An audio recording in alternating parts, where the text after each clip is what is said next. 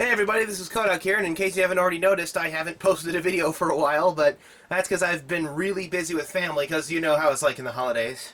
Anyway, as you can also probably imagine, what I got for Christmas was the Dragonoid Colossus. This is the new large combined Bakugan. Last year's was the Maxis Dragonoid. Yeah, remember this guy?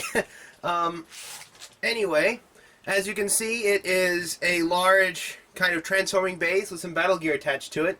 And what you do is you take this Batalix Dragonoid, 770Gs, yeah, just like the Maxis Dragonoid, not terribly impressive, and you drop it in, and the whole thing, whoa, the whole thing auto-transforms into this, this epic sort of battle station. It actually comes with 4 battle gear as soon as I transform this one for you, which attaches to the front, in front of the Batalix Dragonoid. And we have ourselves the Dragonoid Colossus. As you can see, it is a lot larger than the Maxis Dragonoid, but it actually consists of less game-usable parts, which is one of the issues that comes with it. Also, the fact that it has a big old transforming base, rather than being a kind of ingenious Devastator combiner, makes it seem a tad bit gimmicky, but I guess that's the best you can hope for with the battle gear, because the traps, you know, they could be designed to be whatever kind of shape you want. Well, so could the battle gear, but the traps didn't have the restriction of having to be able to connect to a Bakugan in a reasonable way. Yeah, in this case, these kind of front blades here, this turret, these wings, and the tail of the Colossus are all separate parts.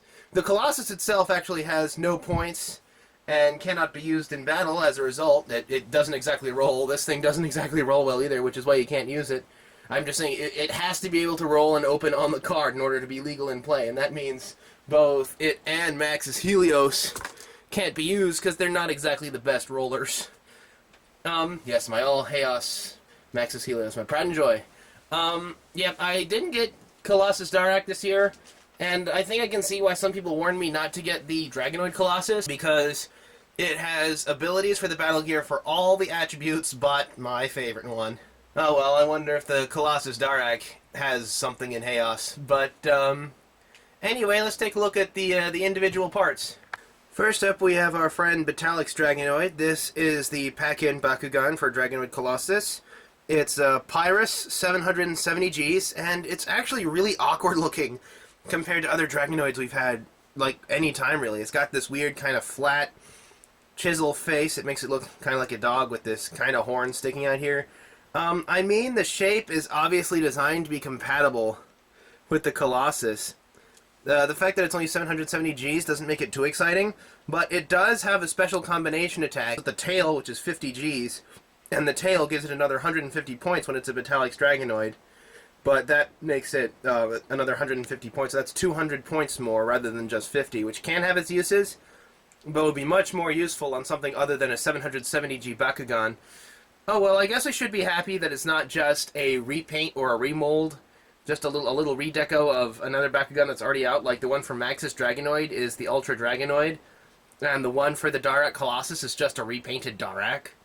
So, yeah, that's Batalix Dragonoid. First off, we have Axator gear, which has a Pyrus ability, where you flip a coin and if it's heads, you gain G power equal to the highlighted bonus, and an Aquos ability that allows you to change your Bakugan's printed G power to another one in your used pile, which can be fairly useful. It can turn your Bakugan into a Swiss Army knife. The best one, in my opinion, I think is the next one, Beam Blitzer. Beam Blitzer, as a Pyrus ability, allows you to nullify a coin toss, and as a Ventus ability, allows you to remove ability cards from the game. That coin toss negator is better, though, because a lot of powerful cards, like the Coin Scorpion and the recently released Dragonoid power, can really benefit somebody from a coin flip, and this flops it around. Or, if you miss your coin flip, you have this thing as insurance to help you get it. I wouldn't be surprised if, because it's 120 Gs, the battle gear is, if some coin flip strategies are built around it. Up next is the Nukix gear. It's the wings. The one in this pack is a whopping 100 Gs. Its special ability is if it's any version of Dragonoid, you can change to your opponent's attribute, so it basically makes your Bakugan into a translucent Bakugan. Flip a coin on heads, change your Bakugan to your enemy's attribute as a Darkest ability, so basically it does the same thing each time. Power level 1. And then we have Blastroid, power level 2. This is the one I mentioned before that does a combination attack with Batalix Dragonoid. Because as a Pyrus ability, if it's Batalix Dragonoid, the battle gear becomes 200 Gs rather than 50 Gs. And the Subterra ability is basically the same, only it's based on a coin flip instead. And also, unlike the Maxuses, this Dragonoid Colossus is compatible with anything, any Bakugan or anything even Bakugan-like. Yes, that even means... the apocalypse will be swift and bloody! Hey guys, this is my sister. Anyway, that marks the end of Kohdok's Christmas Countdown. Sorry this last episode was a couple of days late, so... Anyway, Merry Christmas, and up next is a Happy New Year, I suppose. This is Kohdok signing off.